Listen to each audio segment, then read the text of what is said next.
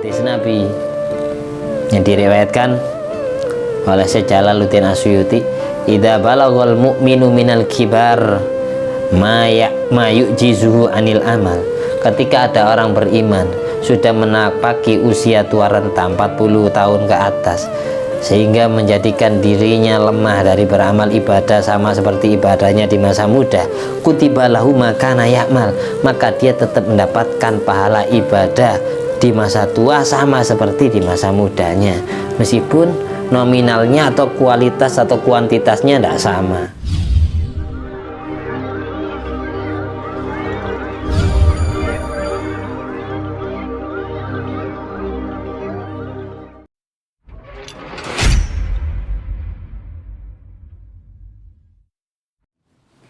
Assalamualaikum warahmatullahi wabarakatuh. Alhamdulillahirabbil alamin alladzi bi ni'mati tatimmu sholihat wa bi dzikri sulahai tatanazzalu rahmat wal barakat wassalatu wassalamu ala sayyidi sadat sayyidina maulana Muhammadin qutbil qadat wa ala alihi wa ashabi al anjumi zahirat amma ba'du. Al-Fatihah biniyati liridha ilahi ta'ala wa li syafaati Nabi Muhammadin sallallahu alaihi wasallam jami'a bayufan minal anbiya wal mursalin jami'a li kullin sahaba wa qarabah wa tabi'in wa tabi'in misan midin jami'il malaikatil muqarrabin wa du'anum salatu wa salamu alim ajma'in jami'i immatil arbaatil mujtahidin wal qurra wal hufat mufassirin wa ulama'il amilin wa syuhada wa sholihin wa sadid subh mukallid bidin wa jamil fuqaha wal muhadithin jami'a awliya al-qani ajma'in jami'a awliya itis'a wa jami'i masyayikhina wa nakhususan mu'alif hadal kitab Jalaluddin bin Muhammad bin Ahmad al-Mahali, Syekh Jalaluddin bin Abdurrahman bin Abu Bakar As-Suyuti, Syekh Ibrahim bin Muhammad bin Abi Syarif, Syekh Muhammad Jairullah bin Abdul Aziz bin Fahad, Syekh Abdurrahman bin Abdul Qadir bin Fahad, Syekh Ahmad bin Muhammad al-Fashasi, Syekh Hasan al-Ajami, Syekh Alauddin al-Mazjaji, Syekh Ahmad bin Sulaiman al-Hijami, Syekh Muhammad Abid, Syekh Abdul Mahasin, Syekh Muhammad Amin Suwad ad-Damashqi, Syekh Abdul Qadir Asyibli, Syekh Hasan al-Mashad, Syekh Alwi bin Abbas al-Maliki al-Hasani, Syekh Muhammad bin Alwi bin Abbas al-Maliki al-Hasani, Syekh Sulaiman kamun wa mahli kabutarin kinur hasan madim kebaru dalam naik Abdul Adim bin Urbi Ibrahim del Badil bin Hasan bin Hasan al-Khalil Nabi Siraj miladuna saduana ke Hasanan Muhammad al-Bakir Abdul Ali bin Abdul Jalil Hamanawi Abdul Jalil Abi Salim Asyadi Abi Umar bin Hafidh Abi bin Yahya Imamun al-Mahdi al-Muntadhar Abi Hussein bin Ibrahim bin Smith radhiyallahu anhum salatu wassalam ajmain jami walidaina. Nama kedua orang tua kita, hamba kita sebutkan.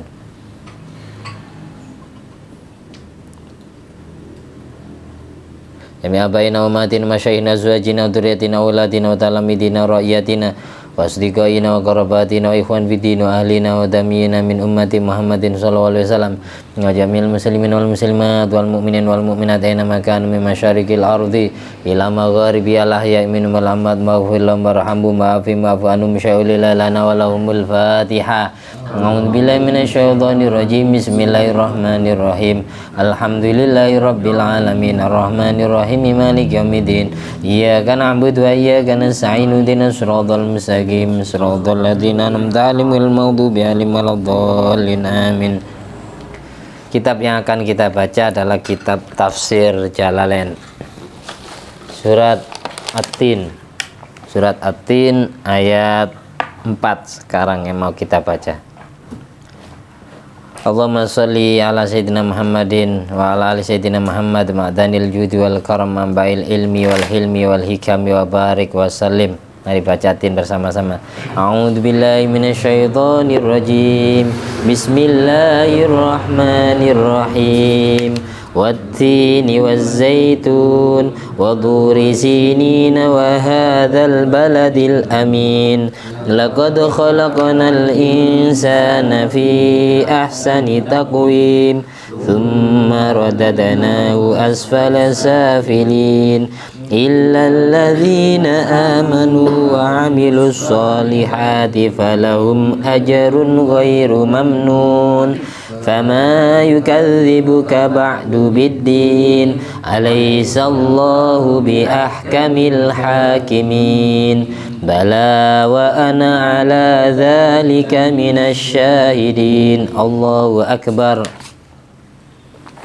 Laqad khalaqna, yaktine teman-teman dadekaken sapa ingsun Allah al insana ing jenise menungsa, ail jinsa tegese jenise menungsa fi ahsani taqwim, ing dalem luwe baguse dedekan, ta'dilin tegese mejono li suratihi kaduwe rupane al insan.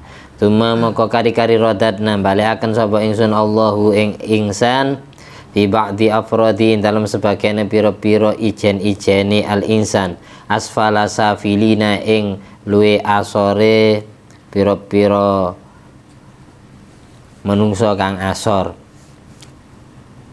Utai lafat asfala safilin kinayatun iku dadi persemon anil harami saking pikun wa du'fi lan apes. Fayang kusu moko sebabe sudo amalul mukmini apa amale wong beriman an zamani syabab saking waktu enom, wayakunu lan ono lahu iku kaduwe al insan ajruhu apa ganjarane amal, lahu iku kaduwe al mukmin ajruhu apa ganjarane amal biqouli ta'ala kelawan daune Allah ta'ala nyatane illa tetapi ini ai lakin tegese tetapi ini alladzina wong akeh amanu kang padha iman sapa alladzina wa amilu lan nglakoni sapa alladzina sholihati pira-pira kelakuan bagus falau moko iku kaduwe alladzina amanu wa amilu sholihat ajrun utai ganjaran ghairu mamnunin kang ora den pegot ai maktuin tegese ora den pegot. Wa fil hadis lan iku ing dalam siji hadis utawi dawuh idza balagha ing dalam nalikane tumeka al mukminu sapa wong mukmin minal kibari saking umur tuwa ma ing umur yuk jizu kang ngapesaken apa mahu ing al mukmina nil amali saking kelakuan ibadah kutiba moko den catet lahu kaduwe mukmin ma apa ganjaran kana kang ono sapa mukmin yak maliku ngelakoni sapa mukmin. Ayat ini menjelaskan laqad khalaqnal insana fi ahsani taqwim tsumma radadnahu asfala safilin illal ladzina amanu wa amilus sholihat falahum ajrun ghairu mamnun. Sebelum dijelaskan ayat keempat ini, Allah bersumpah terlebih dahulu dengan kata-kata watin, demi buatin. Ada yang mengatakan demi masjid tin, demi zaitun. Ada yang mengatakan atin dan zaitun nama gunung. Ada yang mengatakan tin dan zaitun ini nama buah-buahan yang bisa dikonsumsi, yang mengandung banyak obat. Watini wa zaitun, ada yang bilang dua gunung di negeri Syam yang bisa menumbuhkan buah tin dan buah zaitun. Ada pula ulama yang mengatakan at-tin itu Masjidil Haram sedang zaitun Masjidil Aqsa. Ada pula ulama yang mentafsirkan at-tin itu masjidnya Nabi Nuh yang dibangun di daerah Bukit Judi, tepatnya di wilayah Bohtan Turki, Gunung Ararat kalau sekarang. Ada pula yang bilang zaitun itu masjidnya Baitul Maqdis atau Masjidil Aqsa yang dibangun di negara Palestina, tepatnya di kota tua Palestina yang bernama kota Iliyah yang sekarang dikenal dengan sebutan kota Yerusalem. Itu banyak tafsir tentang at-tin az-zaitun. Ada yang bilang ini makanan, buah-buahan, ada yang bilang ini gunung, ada yang bilang at-tin dan zaitun adalah masjid. Ada 3 tafsiran. Ada pula yang mengatakan at-tin itu masjid yang dibangun di kota Damaskus di negara Suriah, yang dibangun di era Khalifah Bani Umayyah yang bernama Walid bin Abdul Malik, Khalifah Walid bin Abdul Malik bin Marwan. Abdul Malik bin Marwan ini Khalifah Bani Umayyah yang masih anak keturunannya Muawiyah bin Abi Sufyan. Ada pula yang mengatakan zaitunnya, jadi tinnya masjidnya Damaskus, zaitunnya adalah Masjid Baitul Maqdis atau yang dikenal dengan Masjidil Aqsa kalau sekarang. Kemudian Allah bersumpah dengan sumpah ketiganya, demi tin, demi zaitun, wa turi sinin, demi gunung Tursina, gunung di mana Allah mendahului atau Allah berkalam dengan Nabi Musa. Nabi Musa disuruh lihat gunung, lalu gunungnya meletus, sebagian dari gunungnya meletus. Nabi Musanya kelengar pingsan. Tur itu nama gunung. Tur. Sinin itu maknanya al-mubarak, yang diberkahi atau yang baik dengan banyak tumbuh-tumbuhan yang berbuah di Gunung Tursina. Rajanya gunung. Ini satu-satunya tempat yang aman dari kejaran Ya'juj Ma'juj besok itu Gunung Tursina. Makanya sampai dijadikan sumpah oleh Allah. Wa hadzal baladil amin, sumpah keempatnya Allah, demi negara yang aman, demi negara yang sentosa. Yang dimaksud hadzal baladil amin adalah kota Mekah, karena semua manusia yang masuk Mekah diamankan oleh Allah di zaman Zahiliyah dan zaman Islam. Tumbuh-tumbuhannya tidak boleh dicabut, hewannya tidak boleh diburu, makanya disebut hadzal baladil amin. Mekah ini termasuk di antara kota, satu-satunya kota yang aman dari kejaran Dajjal besok. Itu Dajjal nggak bisa masuk ke Mekah, ke Madinah. Itu 4 hal ini jadikan sumpah oleh Allah. Berarti 4 hal ini mengandung hikmah yang luar biasa yang tidak banyak kita ketahui. Kenapa kok sampai buah tin, buah zaitun dijadikan sumpah?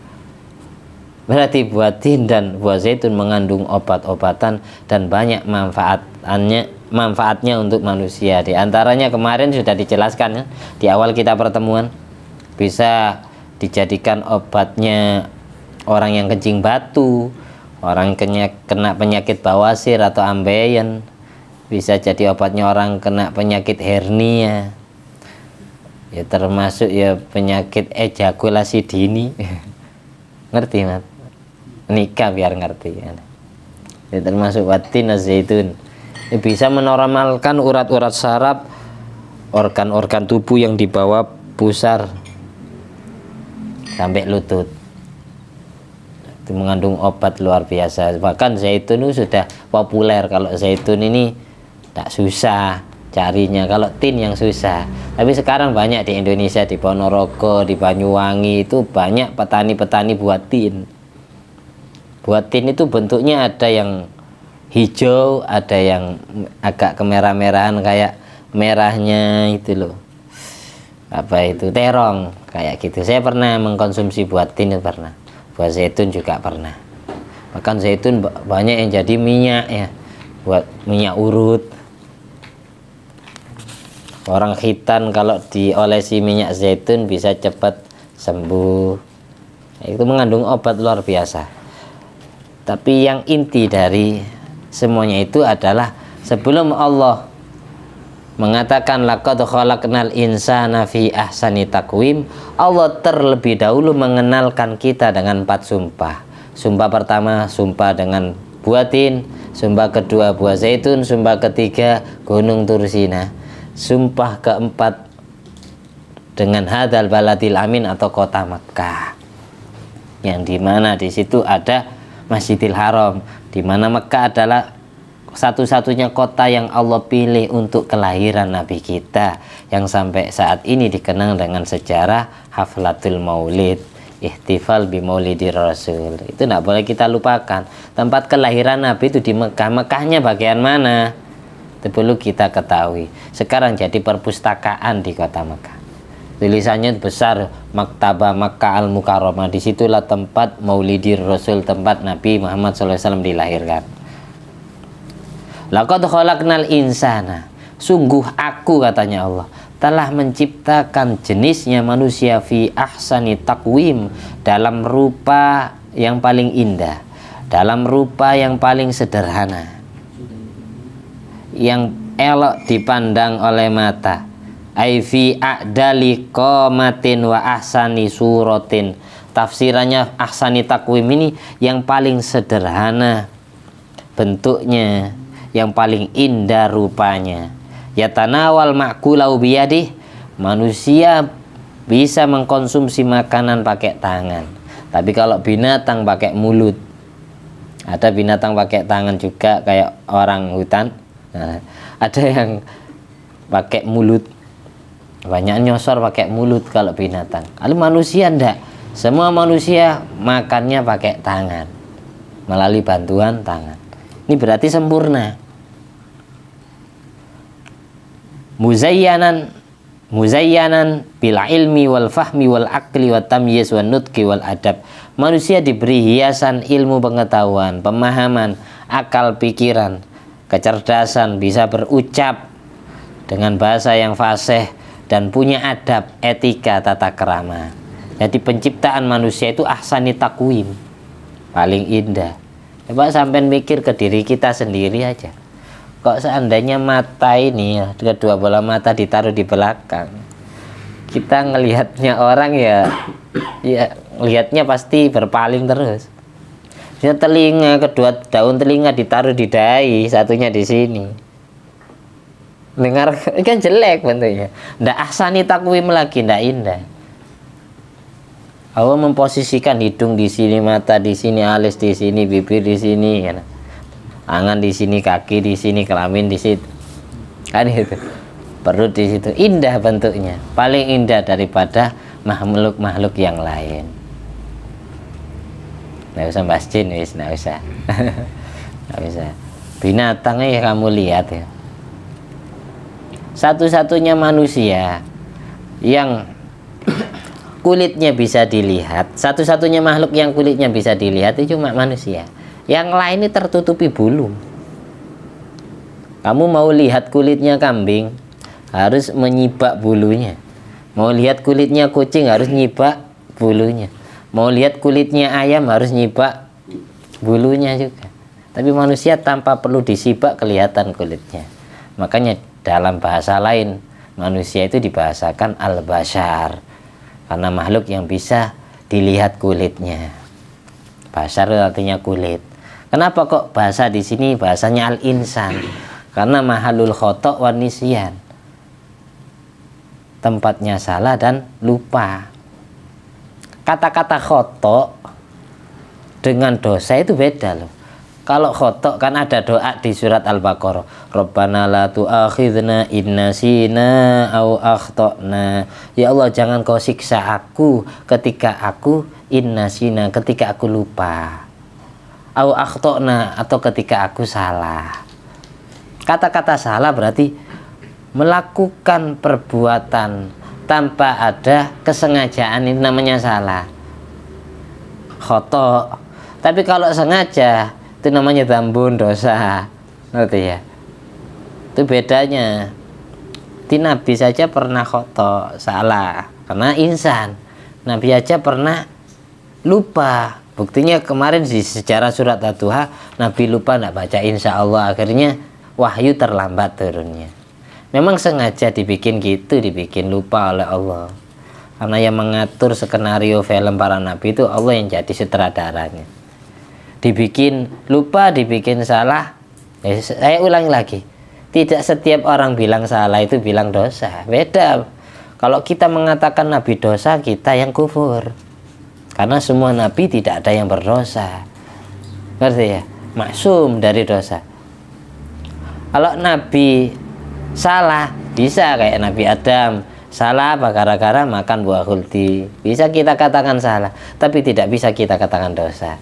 Nabi Daud punya kerentek, akhirnya disalahkan sama Allah karena tersirat di dalam hatinya wanita. Nabi Yunus meninggalkan umatnya, akhirnya dihukum dimakan ikan hiu. Ini namanya salah, tapi tidak setiap salah dosa, ngerti ya? Makanya dalam ayat lain Allah mengatakan Nabi Adam fa'asa rabbahu, Adam bermaksiat kepada Tuhannya. Tidak setiap maksiat dosa, tidak setiap orang bersalah dianggap dosa. Semua nabi tidak ada yang berdosa. Kalau kita mentiadakan kata-kata maksiat yang dikerjakan oleh Nabi Adam, maka kita yang kufur, karena sudah nas Al-Quran fa'asa rabbahu. Mentiadakan kata-kata, mengadakan kata-kata dzambun, dosa untuk para nabi juga kufur, karena semua nabi tidak ada yang dosa. Jadi perlu kita bedakan ngomong itu, karena bahasa Arab sama bahasa Indonesia itu beda. Kadang kita terlalu fanatik, terpaku dengan satu bahasa. Kalau dosa itu pasti dapat siksa kan, kalau masih belum diampuni. Tapi kalau orang salah, la tu'akhidna, dapat dispensasi. Orang salah sama orang lupa. Ini khotok dengan dzambun, ini bedanya di situ. Kalau khotok melakukan sesuatu tanpa ada amdun, kesengajaan. Tanpa ada kesengajaan. Melakukan perbuatan tanpa ada kesengajaan, tapi perbuatan itu dianggap tidak baik, kurang benar, itu namanya khotok.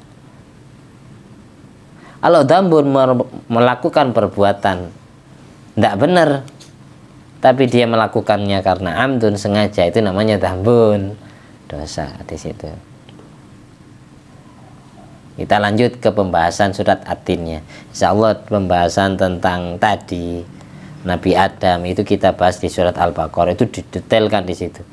Bahkan di situ di Hasyiatus Shawi, Sesawi mengatakan, barang siapa yang menisbatkan kata-kata dosa kepada Nabi Adam, kata-kata dzambun kepada Nabi Adam, dia kufur. Barang siapa yang mentiadakan kata-kata maksiat dari Nabi Adam, juga dianggap kufur, katanya Syekh Ahmad Al-Sawi. Karena sudah nas Al-Qur'annya fa'aso. Aso itu bahasanya maksiat, tapi maksiatu Adam laisa kal maksiat. Maksiat yang dilakukan oleh Nabi Adam tidak sama seperti maksiatnya orang secara umum. Karena bagian hasanatul abror sayyiatul muqarrabin, kebaikan yang dilakukan oleh orang baik itu menjadi keburukan yang dilakukan oleh orang yang kelasnya muqarrabin, kelas tinggi, kelas kakap. Kalau ada polisi, ada TNI, ada pejabat, sholat fardu saja bisa menjaga, sholat puasa Ramadan bisa menjaga, itu namanya polisi yang soleh, TNI yang soleh, pejabat yang soleh.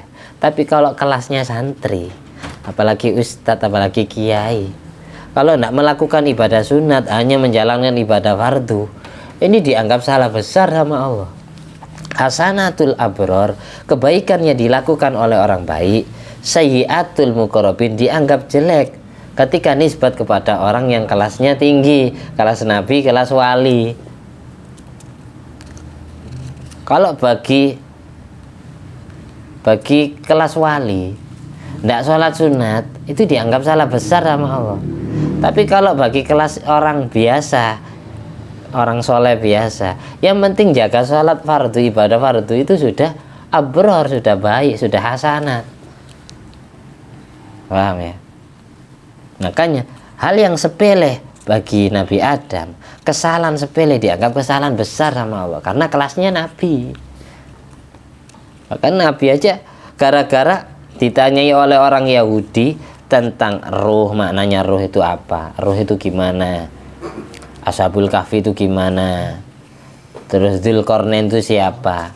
Nabi tidak langsung jawab, besok akan saya terangkan, katanya Nabi. Tapi Nabi lupa, tidak bilang insya Allah. Gara-gara Nabi lupa tidak bilang insya Allah, akhirnya dihukum oleh Allah, wahyu tertunda dari Nabi sampai 15 hari. Tafsir Ibnu Abbas, tafsirnya Ibnu Jarir At-Tabari 12 hari, tafsirnya Imam Muqatil 40 hari. Akhirnya turunlah ayat ma wadda'aka rabbuka wa ma qala. Ketika wahyu tertunda kepada Nabi, tidak turun-turun sampai 15 hari, Nabi hatinya sedih. Akhirnya turun ayat yang dibawa oleh malaikat Jibril, ma wadda'aka rabbuka wa ma qala. Sebenarnya Tuhanmu tidak marah kepadamu, Tuhanmu tidak meninggalkanmu Muhammad, Tuhanmu tidak pernah marah kepadamu Muhammad. Tapi gara-gara kamu lupa tidak baca insya Allah, kemudian dihukum. Kesalahan sepele bagi kelas Nabi dianggap salah besar, ngerti ya? Tapi kalau kelas kita, sering bohongi orang. Malah sering insya Allahnya buat kayak makan kacang gitu, insya Allah, tapi tidak benar. Insya Allah nanti saya ngaji ya. Ternyata tidak datang ditunggu. Insya Allah buat mainan Ferry. Tapi kalau kelas Ferry ya tidak masalah. Tapi kelas Nabi salah besar. Yang penting mau ngaji itu sudah hebat bisa, hebat. Meskipun insya Allahnya kadang benar kadang enggak. Tapi kalau kelas Nabi gara-gara enggak baca insya Allah aja sampai dihukum seperti itu. Wahyu biasanya datang setiap hari, 2 hari sekali, sampai 15 hari enggak datang. Hanya turunlah surat Wadduha itu. Mawadda'aka rabbuka wa ma qala. Wala taqulanna li syai'in inni fa'ilun dzalika ghadan illa ayyasha Allah. Sekaligus menjadi sababun nuzul turunnya ayat di surat Kahfi itu. Kasus ini, permasalahan ini. Jadi semua ayat Quran 30 juz ini ada sababun nuzul, faktor penyebab ayat itu kenapa turun, gara-gara apa kan itu. Ada faktor penyebabnya. Sini indah. Sampai lihat wanita, ahsani takwim, tambah indah, lebih indah dari laki-laki bentuknya. Laki-laki ya tepes. Tapi memang dibikin kayak gitu oleh Allah. Kok seandainya ada laki-laki ya, ada laki-laki sudah tenggoroknya mentol, dadanya mentol. Ya waria, wanita pria kan campur. Diperindah oleh Allah, adil. Adil. Saling menempel kekurangan. Tapi jangan khoyal, jangan menghayal imajinasi ya. Tumarodadanahu asfalas hafilin. Setelah Allah bentuknya manusia itu ahsani takwim, bentuknya sempurna, indah. Kemudian Allah kembalikan. Aku kembalikan manusia asfalas hafilin, terhadap paling rendahnya manusia yang rendah. Kata-kata asfala safilin ini kinayatun, sebuah sindiran, anil haram, dari usia tua renta, waddu'fi, dan usia lemah. Ketika dia sudah tua renta, fayang kusoh amalul mu'min an zamani syabab, ibadah yang pernah dia kerjakan di waktu muda ini akan berkurang ketika dia sudah tua. Dulu di masa muda istiqomah baca Al-Quran 1 juz. Di masa tua mulai berkurang, hanya sanggup 1 lembar. Atau tidak sama sekali, karena matanya sudah rabun. Dulu di masa muda sholat duha sampai 12 rakaat, 8 rakaat. Ketika tua hanya sanggup 2 rakaat, bahkan tidak sama sekali. Dulu di masa muda hubungan intim, menyetubuhi istrinya 4 hari atau 4 malam 1 kali. Ketika sudah tua, bisa 1 bulan 1 kali, bisa 1 tahun 1 kali. Mulai loyo, mulai tsumma radadnahu asfala safilin. Apa rahasia dibalik asfala safilin ini? Asfala safilin. Kata-kata asfala ini berarti paling rendah. Safilin di antara orang yang rendah. Kata-kata safilin di sini dijelaskan, ungkapan safilin, as-safilun hum as-sighar waz-zamaniyu wal atfal. Ungkapan safilun, orang yang rendah adalah anak kecil, bocah, orang yang lumpuh, anak yang masih kanak-kanak. Fasyaikhul kabir, kalau orang yang sudah tua renta, sudah nenek jompo, asfalu minha ula, lebih asfal, lebih rendah daripada anak kecil dan orang lumpuh. Ketika masih kecil, masih bocah, masih kanak-kanak, ketika lumpuh, ini istilahnya safilin. Tapi kalau sudah tua renta, nenek jompo, ini istilahnya asfala safilin, lebih rendahnya orang-orang yang rendah. Jadi bahasa safilin ini ya anak kecil, orang yang lumpuh, bocah. Kalau sudah tua renta namanya asfala safilin. Jadi yang asalnya kita kuat, manusia itu awalnya lemah itu ya masih bocah, kemudian dibikin kuat, dibikin masa remaja usia 15 tahun ke atas sampai 30 tahun ini masa kuat, usia 40 mulai kendor sampai matinya masa lemah. Itu jadi dari lemah kuatnya seseorang ini ya, seger-segernya orang ini dari usia 15 sampai 40 sampai 33. Ini maksudnya usianya orang ahli surga, usianya bidadari kalau di Sawi di tafsir di surat Al-Waqiah, inna ansha'nahunna insya'a wa ja'alnahunna atroba uruban atroba itu usia 30 tahun 33 itu usia bidadari surga. Semua wanita yang masuk surga istri kamu itu usianya jadi 33, laki-laki usianya 33, muda semua. Yang tua pun diundur jadi 33 atau 30. Yang masih bocah, yang masih kecil ketika mati, ketika masuk surga di 30-kan semua, diusiakan kuhula, usia dewasa. Nah, usia paling kuat sempurna, kelihatan ganteng gagahnya usia 30 sampai 40. Di atas 40 45 ini mulai usia lanjut wis. Mulai bahasanya syuyukho. Usia syuyukho syekh itu 40 ke atas. Kalau sudah 50 syekhun kabir, atau kalau bahasanya wanita itu al-ajuz, wanita tua renta, nenek jompo di atas 50. Banyak umumnya wanita kalau sudah ndak haid itu kalau versi kedokteran 45 50, tapi versi kitab itu 62 63 sudah ndak haid lagi, masa al-ya'su, mulai lemah. Kalau sudah tidak haid tidak bisa berbuah, tidak bisa dihamili. Tapi laki-laki usia berapapun bisa menghamili. Nah ya, di situ bedanya penciptaan Allah dalam diri laki-laki sama perempuan, itu harus disadari. Makanya saya itu paling gampang, paling seneng ngajar laki-laki daripada ngajar perempuan itu. Karena kalau laki-laki dibilangi, dinasihati, meskipun tidak diamalkan semua, itu ada sebagian ilmu yang dia amalkan, yang dia ingat-ingat. Kalau perempuan itu kadang ya dia rajin belajarnya, tapi dikoleksi, dicatat di buku, tapi tidak dipraktekkan dalam kehidupan nyatanya. Makanya Nabi memperumpamakan wanita solihah itu kalwuro bil aksom, sama seperti gagak yang berwarna putih. Dari saking jarangnya wanita solihah sampai diperumpamakan kayak gagak yang berwarna putih, karena umumnya gagak itu berwarna hitam. Susah ngajari perempuan, itu susah, harus butuh keuletan dan ketelatenan. Kalau perempuan bisa memerangi hawa nafsunya sehingga derajatnya menjadi almar'ah sholihah, dia diangkat jadi kekasih Allah juga. Jadi waliullah itu bukan laki-laki saja. Makanya di tafsir Futuhatul Ilahiyah dikatakan kamula minar rijal kasir walam yakmul minan nisa illa arba.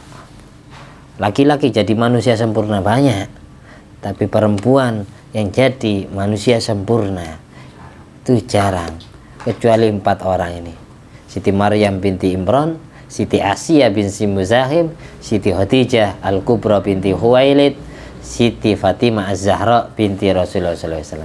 Ini 4 wanita ini yang paling sempurna kesolehahannya, nggak ada yang menandingi. Ini sampean sering Fatihah 4 orang ini, biar besok-besok punya pasangan hidup, kecipratan barokahnya. Misal punya anak perempuan, ya kecipratan barokahnya 4. Meskipun tidak solihah banget ya, paling tidak itu lebih banyak solihahannya daripada bangkotnya gitu, ngelawannya.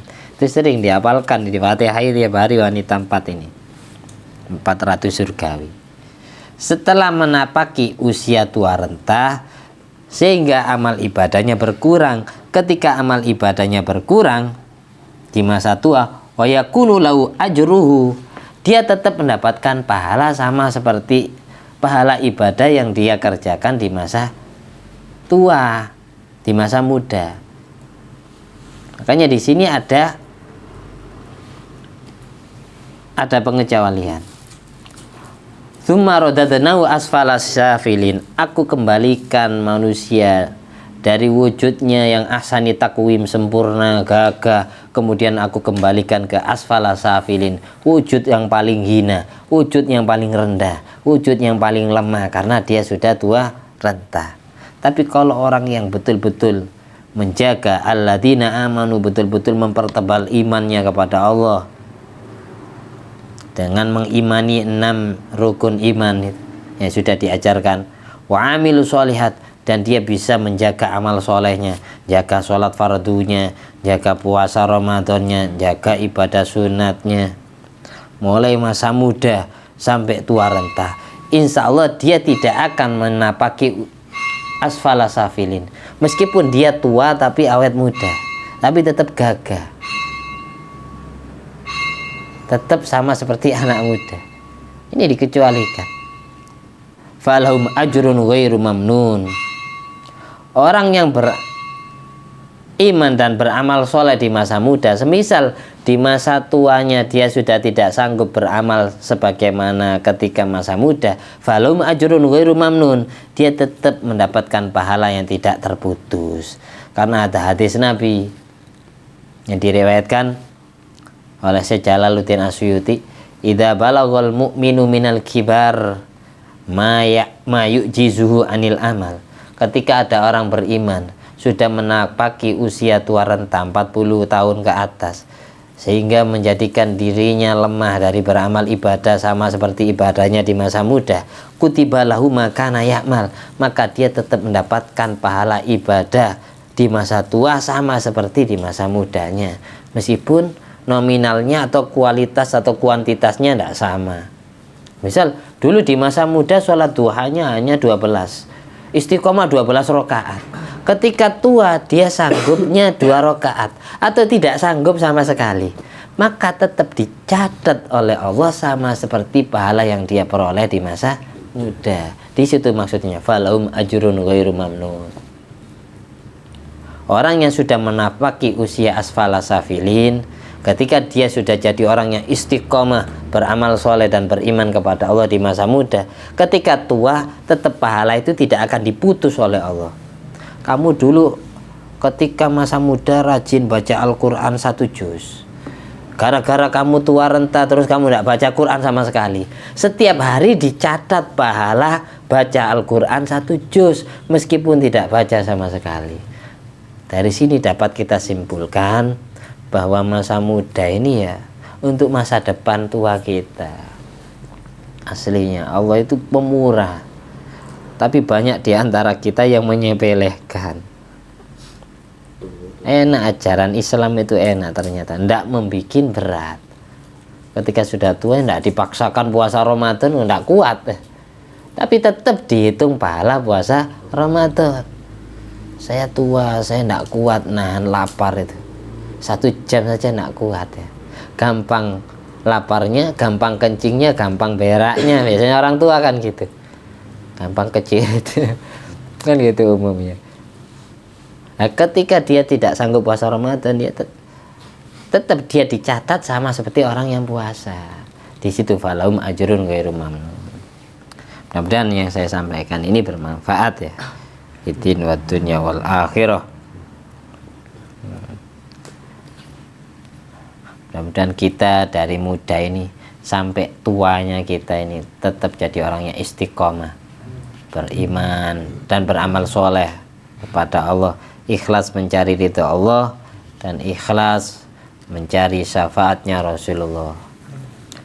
Al-hadiniyat wa ala kulliyatin sholih wa ala kulli man salafus sholih bi jaina bil mustafa al-mujabba Muhammadin sallallahu alaihi wasallam. Amin. Bismillah asraril Fatihah. A'udzubillahi minasyaitonir rajim. Bismillahirrahmanirrahim. Alhamdulillahirabbil alamin arrahmanir rahim maliki yaumiddin. Iyyaka na'budu wa iyyaka nasta'in ihdinas siratal mustaqim. Shiratal ladzina an'amta 'alaihim ghairil maghdubi 'alaihim waladdallin. Allahumma arhamna bil Qur'an waj'alhu lana imaman wa nuran wa hudan wa rahmah. Allahumma dzakkirna minhu ma nusina wa 'allimna minhu ma jahilna warzuqna tilawatahu ana al-laili wa atrafan nahar waj'alhu lana hujjatan ya rabbal alamin. Amin. Allahumma shalli ala sayyidina Muhammad wa ala ali sayyidina Muhammad. Alhamdulillah alladzi at'amani hadzal ilma wa razaqanihi min ghairi haulin minni wala quwwatin. Fadli subhana rabbika rabbil izzati amma yasifun wa salamun alal mursalin walhamdulillahi rabbil alamin. Assalamualaikum warahmatullahi wabarakatuh.